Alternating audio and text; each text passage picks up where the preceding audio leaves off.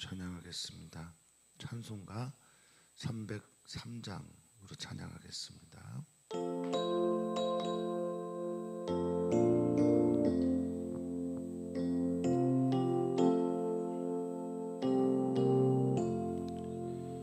날 위하여 십자가에 중한 고통 받으사 대신 죽은 주 예수의 사랑하신 은혜여, 보배로운 피를 흘려 영영 죽을 죄에서 구속함을 받은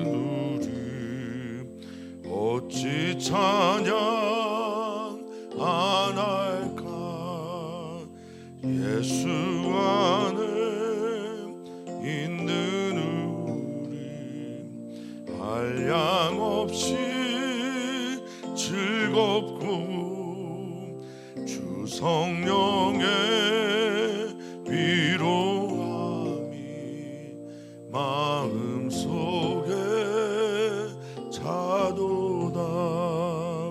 전국 음악 소리 같은 은혜로운 그 말씀 끊임없이 듣는 우리 어찌 찬양 안 할까. 이 세상에 모진 풍파 쉬지 않고 불어도 주님 안에 보호받는 우리 마음 편하다. 늘 깨어서 기도하고 저 천국을 바라며 주님만을 기다리니 어찌 찬양 안 할까. 아멘, 아멘. 하나님 감사합니다. 우리를 사랑하여 주시고 사랑하신다라고 말씀하시며 그 말씀하시는 그것을 성경을 통해서 또 예수 그리스도의 삶을 통해서 보여주시니 참 감사를 드립니다. 주님께서 주신 말씀과 그 삶을 우리들의 인생 속에서 믿음으로 취하게 하여 주시고 그 메시지를 통하여 오늘의 힘을 삼고 살아가는 우리 모두가 되게 해 주시옵소서.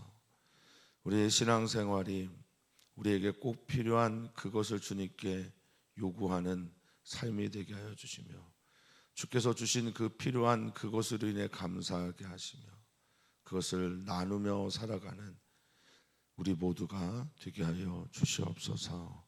예수님처럼 그렇게 살길 소망하며 사랑 많으신 예수님의 이름으로 기도하옵나이다. 아멘. 하나님 말씀 보겠습니다. 마태복음 27장 45절에서 56절까지 말씀입니다. 한 목소리로 읽겠습니다. 제6시로부터 온 땅에 어둠이 임하여 제9시까지 계속되더니 제9시쯤에 예수께서 크게 소리질러 이르시되 엘리 엘리 라마 사박다니 하시니 이는 곧 나의 하나님 어찌하여 나를 버리셨나이까 하는 뜻이라. 거기서 어떤 자 중 어떤 이들이 듣고 이르되 이 사람이 엘리야를 부른다 하고 그 중에 한 사람이 곧 달려가서 해면을 가져다가 신포도주에 적시어 갈대에 꿰어 마시게 하거늘 그 남은 사람들이 이르되 가만두라 엘리야가 와서 그를 구원하나 보자 하더라. 예수께서 다시 크게 소리 지르시고 영혼이 떠나시니라. 이에 성소 회장이 위로부터 아래까지 찢어져 둘이 되고 땅이 진동하며 바위가 터지고 무덤들이 열리며 자던 성도의 몸이 많이 일어나되 예수의 부활 후에 그들이 무덤에서 나와서 거룩한 성에 들어가 많은 사람에게 보이니라. 백부장과 및 함께 예수를 지키던 자들이 지진과 그 일어난 일들을 보고 심히 두려워하여 이르되 이는 진실로 하나님의 아들이었도다 하더라. 예수를 섬기며 갈릴리에서부터 따라온 많은 여자가 거기 있어 멀리서 바라보고 있으니 그 중에는 막달라 마리아와 또 야고보와 요셉의 어머니 마리아와 또 세베대 아들들의 어머니도 있더라. 아멘. 아멘. 성경에 복음서들이 나오는데 이 모든 복음서들은 예수님의 고난, 즉 최후의 일주일을 바라볼 때 다 슬로우 비디오가 됩니다. 천천히 그의 사건을 나름 자세하게 기록하면서 우리가 예수님의 고난과 예수님의 죽음과 부활에 집중하기를 그렇게 초대하고 있습니다. 위인전들을 보면 성웅 이순신 이야기나 간디나 마틴 루터 킹처럼 그렇게 죽음의 시간이 매우 중요한 사람들이 있습니다만 그래도 이 복음서들처럼 그렇게 자세하게 그의 죽음의 이전의 일주일을 기록하는 위인전이나 전기는 없습니다. 복음서의 약 3분의 1, 그러니까 전체 복음서를 하나로 본다고 하면 약 3분의 1 정도를 일주일에 집중하고 있습니다. 예수님의 생애가 33년 정도를 이해하고 있고 공생애가 3년이라고 한다면 그 3년 중에 일주일에 집중한다라는 건 우리들이 바라봐야 할 것, 또 집중해서 보아야 할 것, 그리고 그것을 통해 해석되어지는 것이 바로 기독교의 시작이었다라는 것을 말해주고 있는 겁니다.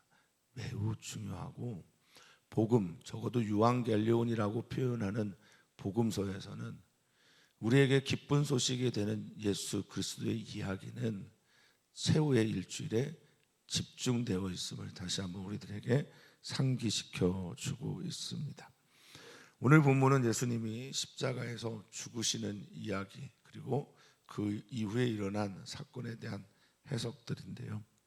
우리가 바라보면서 예수님께서 어떻게 죽으셨는지 그리고 그 죽으심의 의미를 마태는 어떻게 기록하고 있는지를 살핌으로 우리의 삶을 돌아보고 우리의 삶에서 우리 주님께서 우리에게 무엇을 말씀하고 계신지를 들을 수 있는 복된 기가 되기를 축복합니다. 오늘 본문의 시작은 이렇게 시작됩니다. 제6시로부터 로마식 표현은 12시가 되어야 하겠는데 히브리식 아람식 표현으로는 6시는 정오를 말합니다. 이 정오의 시간, 즉 12시 가장 밝은 시간입니다. 세상에서 가장 밝은 시간에 지금 예수님이 십자가에 죽으시는 골고다 언덕에서는 또 예루살렘 땅에서는 어둠이 짙게 임하는 일이 일어나게 됩니다. 가장 밝은 시간에 어둠이 찾아옵니다. 마치 출애굽기에 10번째 재앙 이전에 있었던 태양신 라에 대한 심판처럼 흑암이 짙게 깔려옵니다. 이 어둠은 그저 깜깜함이 아니라 스코토스라고 하는 헬라어의 의미를 보면 영적인 어둠, 무지. 그래서 그들이 영적인 무지를 통해서 예수 그리스도를 하나님의 아들을 십자가에 못 박았음에 대한 하늘의 이야기 아닌가 싶기도 합니다. 그때 마치 연극의 핀 조명이 한 사람을 주목하고 있는 것처럼 소리가 납니다. 제9시쯤에 즉 3시간 동안이나 계속된 어둠의 끝에 소리가 나는데 그것은 예수 그리스도의 소리입니다. 예수께서 크게 소리 질러 할 때 이 소리 지르다라는 말은 그냥 내뱉은 말이 아니었습니다. 아나바오라는 이 헬라어는 아나는 하늘을 향해 때로는 반복 또 다시 등등의 뜻이 있는 것이고 그 가운데서라는 뜻도 있는 아나라는 단어와 보아오라고 하는 소리 지르다 외치다라는 말의 합성어입니다. 그러니 주님께서 이 어둠이 짙어지는 시간 그 끝에 서서 큰 소리로 하늘을 향해 아버지를 향해 그리고 반복해서 중요하다고 여기는 말을 사람들 가운데서 어둠 가운데서 합니다. 그 말이 무엇입니까? 그 말은 우리가 너무나 잘 알고 있는 엘리 엘리 라마 사박다니, 이 말은 나의 하나님 나의 하나님 어찌하여 나를 버리셨나이까 하는 말입니다. 바닥에 이르게 되면 특별히 신앙인들의 바닥에서는 우리는 이것을 발견하게 됩니다. 나의 바닥은 왜 찾아오는가? 나의 바닥은 그 자리에, 그 사건에 또는 그 시간에 하나님이 없다라고 여겨질 때가 진정한 바닥입니다. 믿음이 사라지고 실제로 하나님이 없는 것처럼 여겨지고 하나님이 계시다면 우리에게 어떻게 이런 일이 일어날까라고 하는 질문들이 우리 안에 생길 때 우리는 자연스럽게 그것을 바닥이라고 표현합니다. 그런데 예수께서 그 바닥의 자리에서 우리와 똑같은 경험을 하셨는지, 아니면 그 바닥의 자리에서도 하나님을 향해 외치는 이 기도를 우리가 하기를 원하시는지 여러 가지 일들 해석할 수 있겠습니다만, 어쨌든 주님도 여기에서 나의 하나님 어찌하여 나를 버리셨나이까 라고 말을 합니다. 여기 버리다라고 하는 엥카탈레이포라는 헬라어는 엥이라는 말은 n이고요, 안에서부터 이런 뜻입니다. 그리고 카탈레이포는 버리다, 남겨두다, 내버려두다, 홀로 두다 이런 겁니다. 그러니 지금 엥카탈레이포라는 버리십니다, 버리셨습니까? 라고 하는 이 말은 어찌하여 나를 홀로 두셨습니까? 왜 나를 위해 아무것도 하지 않으시는 겁니까? 나는 지금 버려진 자와 똑같습니다. 난 지금 바닥에 있습니다. 항상 나와 함께 계셨고 나를 이 땅에 보내셨고 나와 함께 하시면서 나를 이끌어 가실 그 하나님은 지금 어디에 계십니까? 라고 하는 말입니다. 이 말이 어떻게 복음이 됐을까? 그리고 가상칠언이라고 해서 십자가에서 7마디를 예수께서 말씀하셨는데 그 중에 마태는 왜 이 말만 기록했을까라는 것입니다. 하나님의 아들이 구원자로 오신 분이 이렇게 버림받은 상태를 경험하고 그것을 외쳤다라는 것은 지금 우리에게, 또 지금 바닥의 삶을 살고 있는 사람들에게 하나님의 아들 예수 그리스도가 이렇게 말하고 있는 것으로 보이지 않습니까? 내가 너를 잘 안다. 그 바닥에 나 있다. 그 바닥, 너의 바닥이 어디든지 또 어떤 순간이든지 내가 너와 함께 한다라는 메시지로 저는 받아들이고 믿습니다. 또한 시편 22편 이 시작이 나의 하나님 어찌하여 나를 버리셨나이까 라는 말로 시작을 하기에 많은 이들이 예수께서 시편 22편을 읊조린 것이다, 소리내어 외친 것이다 라고 말하기도 합니다. 그런 관점에서 보면 시편 22편은 절망에서 시작해서 희망으로 끝나는 이야기입니다. 그러니 지금 나의 하나님 어찌하여 나를 버리셨습니까? 라고 하는 바닥과 절망의 자리에서 하나님이 계시지 않으면 이렇게 기도할 수 없는 사람들의 그 절규를 예수님께서 하심으로 말미암아 여기가 바로 이 죽음 전에 있었던 외침의 이 절규의 시간이야말로 희망을 열어가는 문이 된다라는 그런 선포이기도 합니다. 사랑하는 성도님들이 지금 예수님의 죽음 앞에 서서 하나님께 버림받았습니다, 나 버림받은 겁니까? 어찌하여 왜 나를 버리셨습니까? 라고 하는 주님의 외침을 우리는 보면서 이거 내가 해야 하는 건데 하나님께서 나에게 등 돌리셨구나 라는, 이것도 기도가 된다라고 하는 주님의 말씀을 마음에 기울이셨으면 좋겠습니다.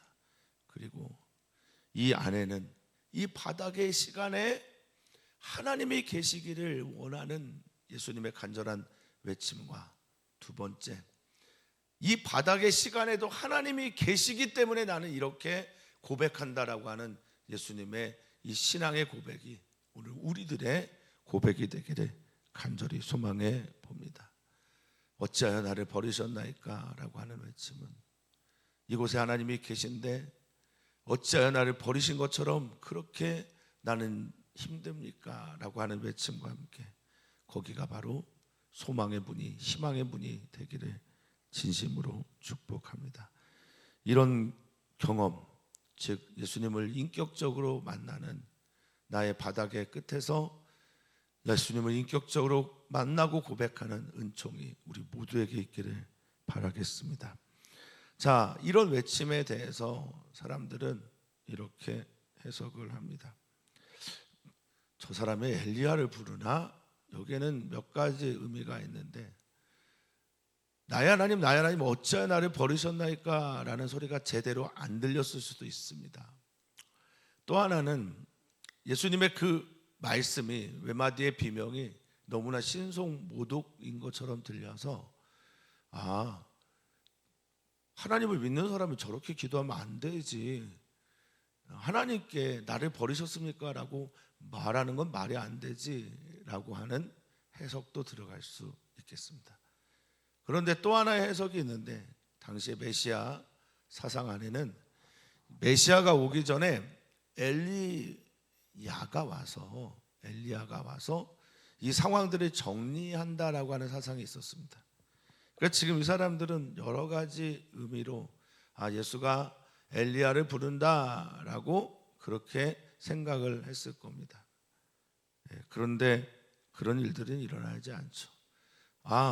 엘리야를 부르는구나, 메시아구나, 메시아라면 엘리야가 먼저 와서 이 상황들을 정리하겠지 하는 의미로 받아들인다면 48절에 이들이 하는 행동이 이해가 됩니다. 이들은 어떻게 합니까?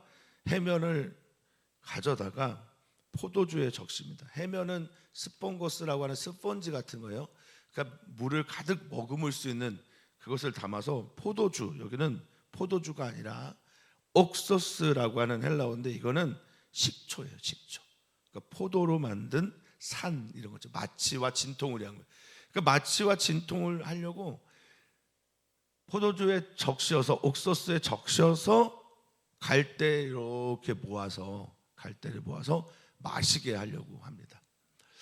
이것은 예수님의 고통을 줄여주려고 하는 연민에서 비롯됐다라고 말할 수도 있겠으나, 보다 더 성서적인 해석은 엘리야를 부르니까 엘리야가 올 때가 됐구나, 저 사람의 죽음을 조금 더 늘려야 되겠구나, 고통을 당하더라도 죽음을 조금 뒤로 밀어야 되겠구나 라는 뜻으로 한 행동으로 보는 거예요.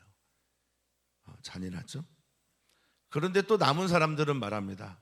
가만둬라, 그렇게 하지 마라, 그냥 냅둬라, 엘리야가 와서 그를 구원하나 보자라고 말을 하고 있는 겁니다. 성서에 대한 잘못된 해석, 이렇게 무섭습니다. 우리는 잘못된 믿음이 우리를 죽음으로 이끌 수도 있다는 것에 대해서 기억해야 합니다. 그리고 오늘 여기에서도 주님을 바라보는, 예수 그리스도의 죽음을 바라보는 이들이 잘못된 해석과 믿음으로 인해서 자신들이 하고 있는 더 잔인한 행동들에 대해서 돌아볼 수 있어야 합니다. 저는 이 고난주간을 통해 또 맞이하는 부활절을 통해 우리의 믿음을 한번 해체시켜 놓고, 그리고 우리가 정말 바른 믿음의 길을 가고 있는지를 점검해야 된다고 생각합니다. 우리는 거기 너 있었는가 라는 찬양에서처럼 거기에서 우리는 어떤 모양으로 지금 주님 앞에 서 있는지를 보아야 한다라는 겁니다. 자신을 잘 성찰해야 되고, 내가 어떠한 삶으로 예수 그리스도 앞에서 살고 있는지를 돌아보아야 합니다. 이것이 십자가에서 죽으신 예수 그리스도를 바라볼 때 나를 함께 바라봐야 하는 이유이기도 합니다. 우리는 살고 싶어서, 더 예수 그리스도를 사랑하기 위해서 우리의 믿음을 점검해 봐야 한다라는 겁니다.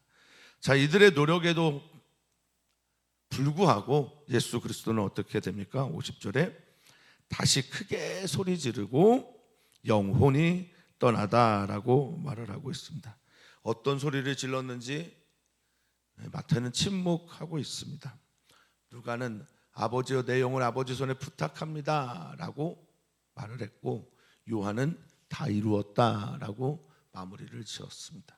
그런데 마태는 침묵합니다.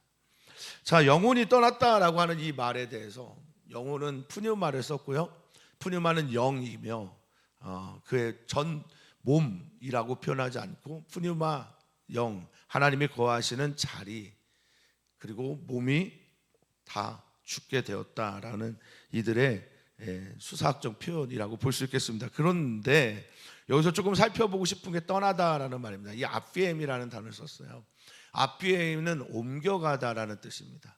그러니까 여기에 죽었다라는 표현을 옮겨갔습니다라고 마태는 해석을 한 겁니다.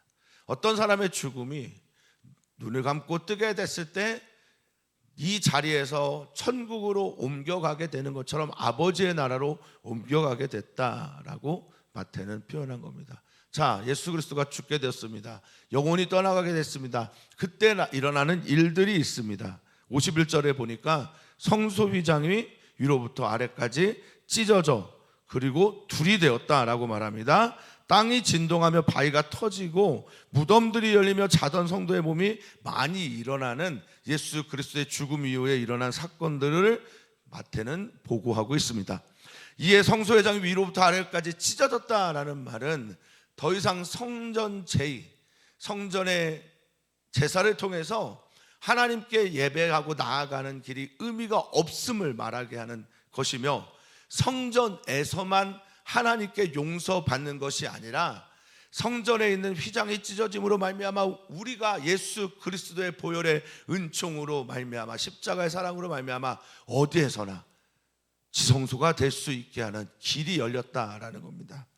여기 찢어지다라고 하는 스키조라는 헬라어, 여기서 매우 중요한 단어입니다. 왜냐하면 바위가 터지다라고 하는 51절에 터지다라는 말도 스키조를 썼기 때문에 그렇습니다. 완전히 부서졌다라는 말이 되기도 하고, 갈라진 사이에 틈이 생겼다라는 뜻도 되고, 나누어지고 찢어졌다는 의미로 되는데, 무엇보다 제가 여기서 같이 주목하고 싶은 것은 열리다라는 겁니다. 문이 열렸다는 겁니다.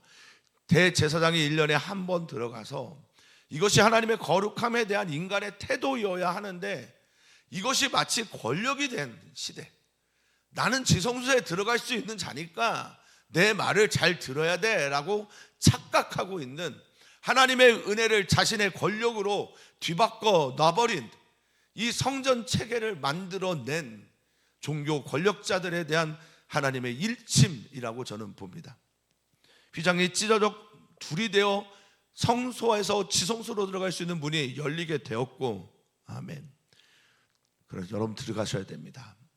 히브리서에서 잘 말하고 있는 것처럼, 이것을 잘 해석하고 있는 것처럼 예수가 대제사장이 되고 또 제물이 되어서 완전하게 우리에게 성소에 들어갈 수 있는 담력을 주었는데 왜 안 들어가느냐라고 질문한 히브리서의 말처럼 우리는 찢어져 둘이 되어 열린 그곳을 향해 들어가야 합니다. 땅이 진동하고 방위가 터졌다라는 이 말은 하나님의 임재를 상징하는 것일 겁니다. 무덤이 열렸다라고 말합니다. 아노이고라고 해서 당시에 돌무덤이 열려지게 되고, 성도의 몸이, 죽어있던 성도의 몸이, 자던 성도의 몸이 많이 일어났다라고 말합니다. 그러면서 예수의 죽음과 부활을 연결하는데 53절에 예수의 부활 후에 그들이 무덤에서 나와 거룩한 성에 들어가 많은 사람들에게 자신의 모습을 보였다라고 말합니다. 예수님의 죽음, 예수님의 부활, 그 사건이 만들어내는 이야기는 하나님의 임재와 하나님의 사랑과, 그리고 죽어있던 많은 사람들이 살아나 사람들에게 보이는 사건이었습니다. 예수님은 부활의 첫 열매가 되십니다. 예수님은 부활의 첫 열매가 되어서 사람들을 살리는 분이 되셨다라는 것을 우리들에게 상기시켜 주고 있습니다. 예수님의 부활이 우리에게 첫 열매가 되어 그 열매가 우리 안에 들어와 열매는 우리 안에 들어와 씨앗이 되고, 씨앗이 된 그 부활의 사건은 우리로 다시 부활하게 하는 열매가 됨을 우리는 믿습니다. 사랑하는 성도님들, 우리는 부활을 기다리며 고난을 견뎌냅니다. 우리는 부활을 믿기 때문에 죽음의 순간에 하나님을 향한 찬양을 합니다. 그리고 그 부활이 나에게 실제가 될 때 우리는 예수님께 더욱더 감사하게 되고 주님을 찬양하게 됩니다. 오늘 우리가 부른 찬양처럼 어찌 찬양 안 할까라는 고백이 절로 나오게 됩니다. 이 놀라운 사건 앞에서 우리는 이제 해석하고 믿음으로 반응합니다. 그런데 그 일들을 직관하고 있던 사람이 있었습니다. 백부장과 지키던 사람들이었습니다. 지진과 그 일어난 일들 앞에서 그는 두려웠답니다. 경외합니다. 이것은 하나님의 사건이구나, 신적인 사건이구나 라고 하면서 이 사건이 일어난 끝에 신앙의 고백을 한 사람은 제자들 아니었습니다. 여기 밑에 여성 제자들이 등장하는데 예수님을 끝까지 따라왔던 여자들에 대한 이야기들도 있지만 그들도 아니었습니다. 대제사장이나 서기관들이나 바리새인들 아니었습니다. 거기에 있는 수많은 유대인들이 아니었고요. 이 신앙의 고백을 한 사람은 누구였습니까? 백부장이었습니다. 이방인이었습니다. 외국인이었습니다. 메시아 사상 관심이 있었는지는 모르겠으나 사전 조사를 했는지도 모르겠으나 어찌됐든 성경은 그것에 대해서 침묵하고 백부장만이 이렇게 고백했다고 합니다. 이는 진실로 하나님의 아들이었다라고요. 사랑하는 성도님들은 오늘 예수님의 이 사건을 보면서 아니, 하나님께 버림받은 하나님의 아들이라고? 하나님께 버림받은 그리스도라고? 저 사람들에게 외면당하고 조롱당하는 그리스도 예수 하나님의 아들이 이렇게 죽었다고? 그런데 이 사건 이후에 진정한 신앙의 고백을 하는 사람은 외국인 백부장 하나였던 겁니다. 사랑하는 성도님들은 오늘 거기 있습니까? 그리고 거기에서 이 사건을 바라보시면서 예수님이 정말 나의 주님이시고 구원자시고 하나님의 아들이라고 그렇게 고백하십니까? 그렇게 되기를 주님의 이름으로 축복합니다. 이 죽음의 사건에 함께했던 분들이 있습니다. 55절에 보니까 예수를 섬기며 갈릴리에서부터 따라온, 이 섬기다라고 하는 얘기는 시중들다, 또 예배하다, 또 집사처럼 섬기다 등등의 뜻이 있는 디아코네오라는 말이고, 갈릴리에서부터 따라오다라고 하는 이 따라가다라는 말은 아쿠텔로라고 하는 제가 참 좋아하는 헬라어 단어입니다. 같은 길에 서 있다, 예수와 같은 이야기를 만들어내다. 그렇게 따라온 여자들이 있는데 제자들이죠. 멀리서 바라보고 있습니다. 그럼 여기서 우린 질문합니다. 가까이서 바라볼 수 없었겠지만 멀리서 바라보는 이들 여성 제자들인데 남성 제자들은 어디 갔지? 남자들은 다 어디 갔지? 물론 요한복음엔 요한이 바로 앞에 있었던 것으로 그렇게 보이지만 남자 제자들은 어디가 있습니까? 그래서 저는 여기에서 힌트가 혹시 이게 아닐까라고 생각합니다. 섬기며. 남자 제자들은 예수님을 수단으로 섬기고 수단으로 여기고 살았던 건 아닌가 싶습니다. 저 예수를 통해서 내가 출세해야지, 입신양명 좀 해봐야지, 내가 저 예수를 통해서 하나님 나라가 이루어지게 되면 우편에 한번 앉아봐야지, 좌편에 앉아봐야지, 벼슬 한번 해야지, 일확천금을 얻어야지. 그런데 이 여성들은, 남성 여성 차별하는 거 아니고요, 이 여성들은 예수님을 목적으로 삼았던, 그 예수님이 십자가에 죽으시는 그 순간에도 따라올 수밖에 없어요. 포기하지 않고 끝까지 사랑하는 사람들, 이들이 바로 여성 제자들. 성경은 그들의 이름을 기록해서 기념하게 하고 기억하게 합니다. 그 중에는 막달라 출신 마리아, 귀신 들린 여인이었죠. 창녀라고 그렇게 여겨졌던 사람이죠. 야고보와 요셉의 어머니 마리와 또 세베대 아들들의 어머니 그도 있더라라고 성경은 말하고 있습니다. 세베대 아들들 요한과 야고보를 대신해서 자신의 아들들이 예수님의 나라가 회복이 될 때, 이루어질 때 우편에 좌편에 앉혀달라고 했던 바로 그 여인도 있었습니다. 사랑하는 성도님들, 끝까지 주님 사랑하기를 축복합니다. 이건 정말 우리에게 너무나 복된 것이고, 끝까지 예수님을 사랑하며 따라가는 것은 우리에게 승리입니다. 오늘도 그것을 사모합니다. 우리 앞에 서 있는 죄가, 장애물이 예수님을 끝까지 사랑하지 못하게 할 때, 또 우리 안에 있는 나의 자괴감이나 우리를 괴롭게 하는 이것들이 예수님을 끝까지 따라가지 못하게 할 때라도, 베드로와 유다처럼 자신 안에 있는 믿음의 실패를 경험할 때라도 끝까지 주님 사랑하는 우리 모두이기를 바랍니다. 오늘 고난주간의 끝날 우리를 보고 예수님을 바라봅니다. 그리고 결단합니다. 나는 끝까지 거기에 있을 것이다. 나는 끝까지 주님을 사랑할 것이다. 결단하고 성령님 도와주셔서 끝까지 사랑할 수 있는 믿음을 더하여 주십시오. 기도하시기를 부탁합니다. 주님 감사합니다.